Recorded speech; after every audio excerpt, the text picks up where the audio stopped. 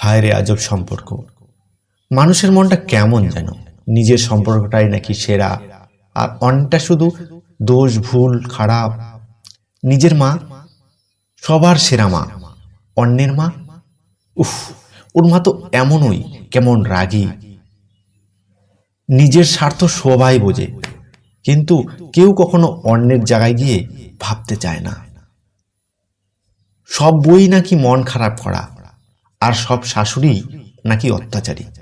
কিন্তু বাস্তবটা, একটা মেয়ে যখন বিয়ে হয় সে নিজের মাকে সমর্থন করে, বৌদিকে দোষ দেয়, কিন্তু বিয়ের পর যখন নিজে একই জায়গায় আসে তখন বুঝতে শেখে সম্পর্কের মানেটা কতটা জটিল। যখন নিজের মা বৌমার সাথে ঝগড়া করে তখন বৌমা খারাপ, আর যখন নিজের শাশুড়ি নিজের সাথে ঝগড়া করে তখন শাশুড়ি খারাপ। কে বোঝে কার মন? নিজের বাবা তো সবার হিরো, তাই না? কিন্তু তিনি যা করছেন তাই শ্রেষ্ঠ। কিন্তু স্বামী যখন ঠিক একই দায়িত্ব নিতে চায় তখন তাকে আমরা কঠোর বলে দেই, অসহ্য বলে দেই। ভাবো তো একবার, বাবা তোমার জন্য অনেক কিছু করেছেন, কারণ তুমি ছিলে তার মেয়ে। এখন তোমার স্বামীও তাই করছেন, কারণ তুমি তার জীবন।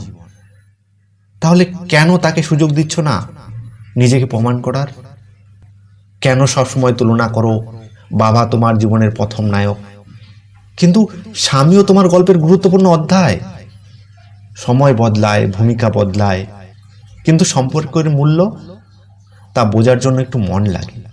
মনটা যদি বড় হয় তাহলে নিজের আর অন্যের এই দেওয়াল ভেঙে যেত অনেক আগেই।